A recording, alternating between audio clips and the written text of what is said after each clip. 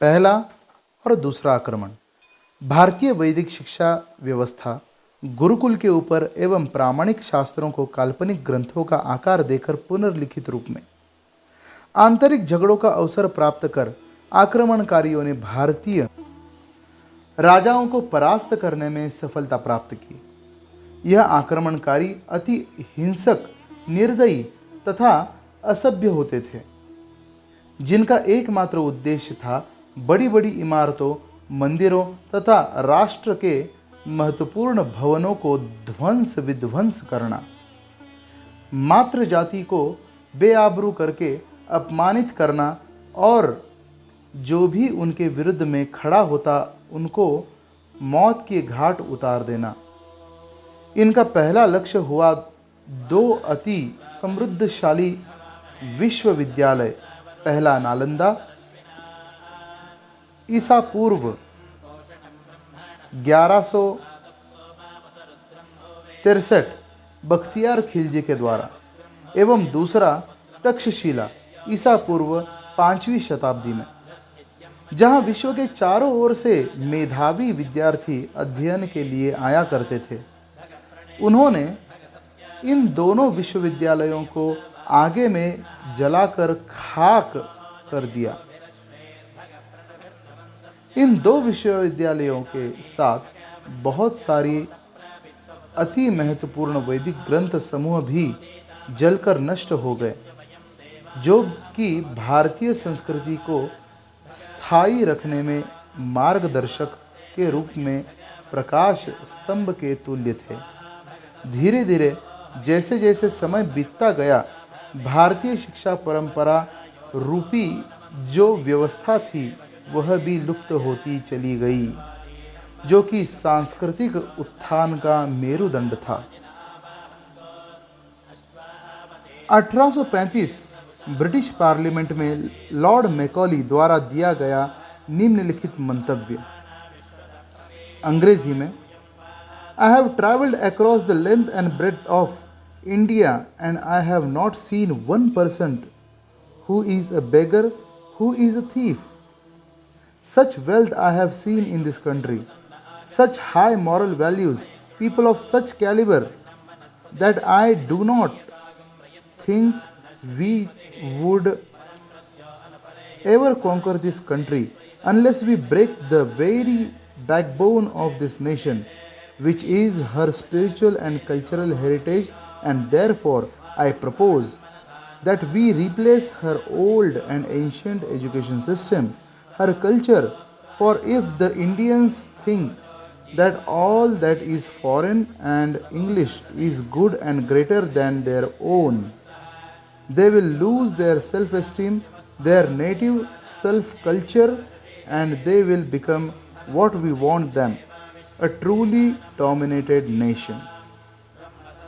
हिंदी में इसका अनुवाद, मैंने भारत के लंबाई और चौड़ाई में चारों ओर भ्रमण किया और मैंने ऐसा एक भी व्यक्ति प्राप्त नहीं किया जो कि चोर और भिक्षुक हो। मैंने इस देश में इस प्रकार की समृद्धि देखी, अति उच्च कोटि के नैतिक मूल्य बोध की निपुणता जनसाधारण में देखकर मुझे यह विश्वास नहीं होता कि हम इस समृद्ध राष्ट्र को कभी जीत पाएंगे यदि इसकी आध्यात्मिक एवं सांस्कृतिक परंपरा रूपी मेरुदंड को न तोड़ा जाए, जो कि इसे अपनी विरासत के रूप में प्राप्त हैं। और इस कारण से मैं प्रस्ताव रखता हूं कि हम इसकी प्राचीन शिक्षा प्रणाली और संस्कृति को बदल दें, क्योंकि यदि भारतीय यह विचार अपनाते हैं कि जो भी विदेशी तथा अंग्रेजी संबंधित वस्तु हैं वह उत्तम और श्रेष्ठ हैं, तो वे अपने आत्म स्वाभिमान तथा आत्म गरिमा के साथ साथ अपनी ही वैदिक संस्कृति को खो देंगे और हम जो एक परतंत्र जाति के रूप में चाहते हैं, वास्तव में वे वैसा बन जाएगा। भारत की आध्यात्मिक संस्कृति मुख्यतः गौ सेवा एवं पारंपरिक प्राकृतिक कृषि व्यवस्था पर आधारित हुआ करती थी। यह कार्य एक व्यक्ति को सत्वगुण के स्तर पर उठाने में सहायक होता है, जो कि समाज में शांति और समृद्धि स्थापन तथा स्थायी रखने के लिए महत्वपूर्ण रूप से उत्तरदायी है। ब्रिटिश राज ने मैक्स म्यूलर को वैदिक साहित्य अध्ययन करने के लिए भारत भेजा ताकि वह वैदिक साहित्यों को अच्छी तरह अध्ययन करने के उपरांत उन्हें काल्पनिक ग्रंथों का आकार देकर पुनः लेखन करें। उन्होंने भारतीय राजाओं के संरक्षण में अंग्रेजी शिक्षा प्रणाली का प्रचलन किया। अंग्रेजी शिक्षा प्रणाली के माध्यम से लॉर्ड मैकॉली द्वारा प्रस्तावित षड्यंत्र को कार्य रूप देने में वह सफल हुआ।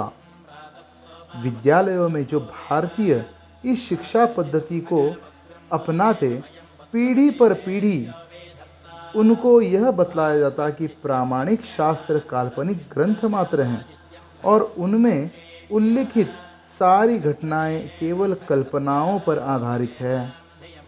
वास्तव में ऐसी घटना कभी हुई ही नहीं। ये तो केवल विचक्षण मेधा संपन्न शिक्षित वर्ग द्वारा भावुकता में लिखे गए गल्प कथा मात्र हैं। अंग्रेजी शिक्षण द्वारा भारतीयों के मानस पटल पर यह छाप देने का प्रयास किया गया कि भगवान राम, कृष्ण और भगवान के जो भी अवतार हैं वह सब वास्तविक नहीं अपितु काल्पनिक हैं। तथाकथित आधुनिक वैज्ञानिक परीक्षण और दोषयुक्त पुरातत्व विद्या, read Forbidden Archaeology by Michael A Cremo द्वारा कुशलतापूर्वक इन सारे मिथ्या सिद्धांतों को स्थापित करने में वे सफल हुए।